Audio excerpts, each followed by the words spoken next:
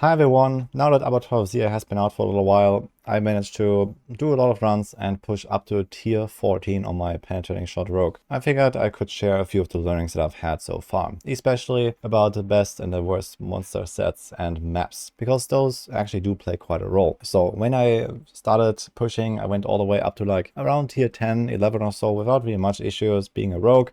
And after that, it really started to feel like I was hitting a wall really hard. The level scaling per tier is extremely high. Apparently something like 19% HP per level. The monster damage doesn't seem to go up pretty much at all. But of course, with this amount of extra HP, it becomes pretty tough to actually progress at all at some point. And it is kind of like the idea, I guess. You're supposed to hit a wall and we can push a little bit beyond that. So for those of you that are actually willing to put in the time and effort to try to go a bit higher, I do have this tier list for you. So I put this together yesterday, and I also added a few comments here, especially for the monster sets, just to give you a bit of an idea of what you're actually looking for. It turns out there are actually very few maps in this mode here, and there are also very few monster combinations. So apparently it's only 12 monster comps, like 10 different maps or so. I might have missed some, but I went through like a few hours of my footage just speed farming, and I couldn't really find more than these. But there are some observations here. So the best one by far, I think, is the Skellies and the Red Spiders in terms of monster sets. This is the one that you're seeing here right now. This is also what I had on my successful tier 14 clear so far. So this is the highest I've been able to push with this build. I have respected this character now to Twisting Blades, and we'll see, maybe I can squeeze out another tier or two. But basically all of my clears from like 12, 13 and 14 were done on exactly this one monster combination. I think it's just by far the best. I guess the reason is obvious. It is a very safe monster set and has very high density. It's kind of like farming blind burrows with those spiders popping out all the time to give you extra progression. I think that the progression that you get from killing a monster kind of scales with the experience that you gain from it, basically. So I'm not sure if you can actually get XP in here when you're below level 100. I haven't tried that. But for example, when you just farm, dungeons, then we know that these spider dungeons are usually quite good. And this turns out to be the case here again. And especially if your build also has a bit of density scaling. In my case, I guess that's a bit more of an extreme example with penetrating shot. You have ridiculous density scaling. But there are other builds that do that as well, that have certain procs that just go off more often, X-Files ring, for example, or these kind of things. And of course, with more density, you deal more damage and then you can push higher. So that's definitely what I noticed here. You see here, I'm almost doubling the progression bar with this monster set on a tier 14, whereas on the worse sets, I maybe stay on time. On some cases, even I fall behind. So the balance is definitely way off. There are some other examples that are also pretty good. The Skellies and Poison Spiders, it's basically the same thing, just a bit worse, a bit more dangerous. But I noticed that this is also pretty good, so I put this in A tier. Then we have the Skellies and the Drowned. So you have corpse fiends charging at you that are a bit dangerous, but outside of that, everything is super easy in there. You do have to be a bit aware of for all these scaly monster types. Corpse bows exist, and I heard from people that have troubles against corpse bows, but there's also a hotfix coming, reducing monster damage, so that will help a lot. But you can get sniped from off screen, especially if you rely on disobedience aspect. But generally, those are, I guess, the top 3 here in my book. And then we go down to C tier here, so there's already kind of a noticeable downgrade from the top 3. And the top 1 being noticeably better than the rest, in my opinion. But I want to get this out anyway. So we have the bandits and the cultists. There's mostly a lot of melee monsters. It's relatively easy, and you can have pretty good results on this when you make large pulls. So when you have a big open map, but you need massive pulls for this to be good. And you also have to be aware of those explosive arrows from the bandit marksman guys with the crossbows. They can really hurt. Kind of similar story here with cannibals, bandits, and knights. This is a combo that can appear. So you have also tons of melee monsters. Same story with the explosive arrows, but also the heralds. They shield their targets, they channel some skill, and there's this flashing beam that they channel towards everyone around them. And if you don't CC them, or if you don't have CC, for example, in my build, this is extremely bad. I don't really have a CC to interrupt them, and I don't have the damage to kill them.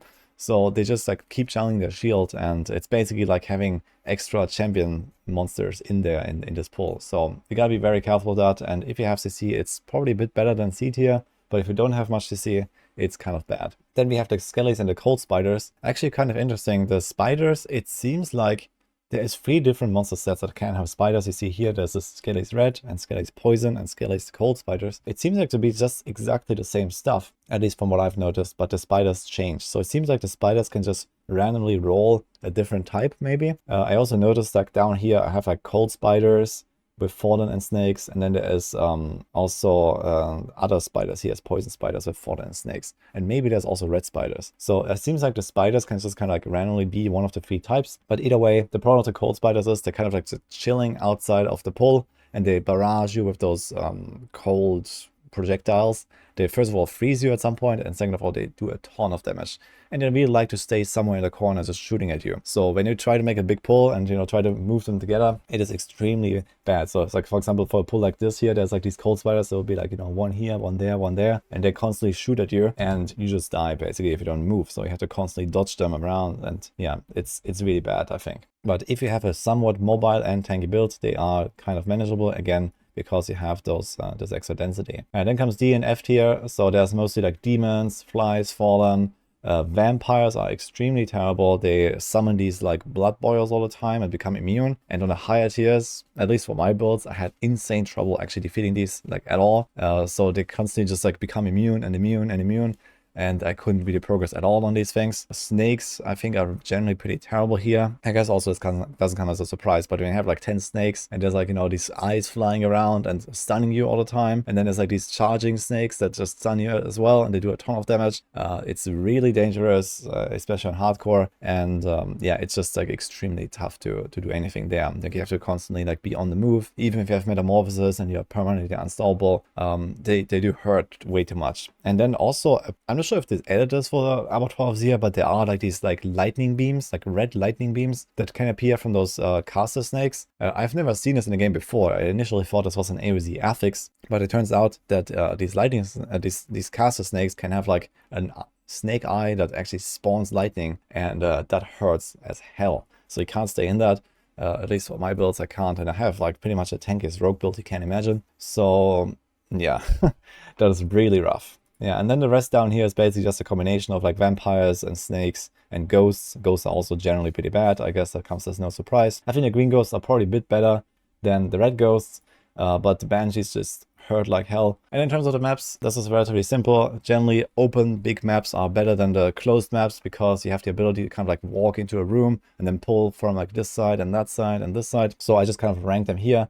I think the best one is Top 4 and Temple, but a bunch of these are pretty good and open. There's Cathedral, there's Mallwood, a bunch of really decent maps I think that you can use. Then we also have these caves here. I noticed that the caves are actually relatively good, despite not being able to like pull as much, but generally they have like kind of like high density rooms, and you can still like, pull a little bit from like the side corridors or something like that.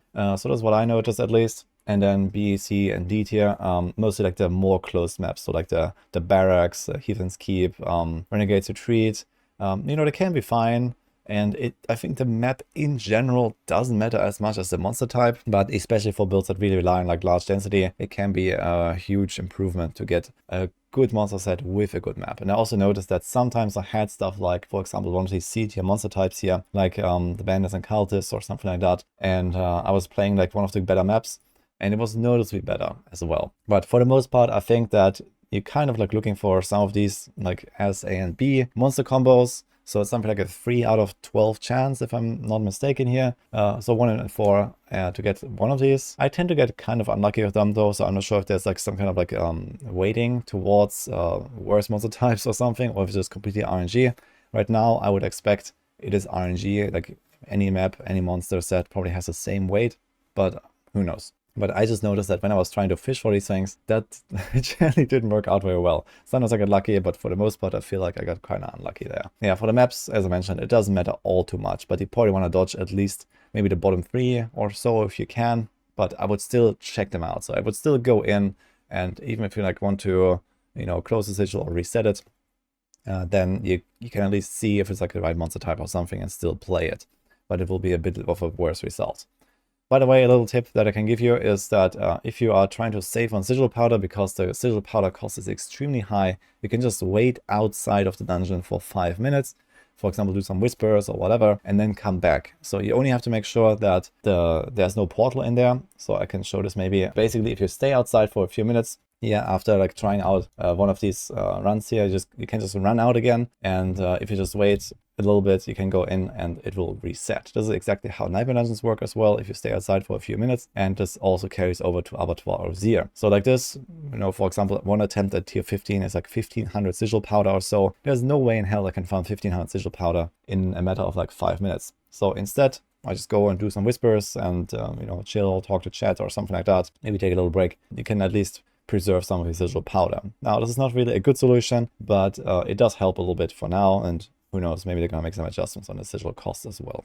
That's what I have to share here for now. Hope you enjoyed this little video. I wish you good luck when you're doing your own pushes. I'm quite excited to like try out more in this new content and, you know, see what we learn, see what we can do. And some hotfixes are coming very soon that make this probably a bit of a better experience. Hope you like this, and I'll see you guys next time.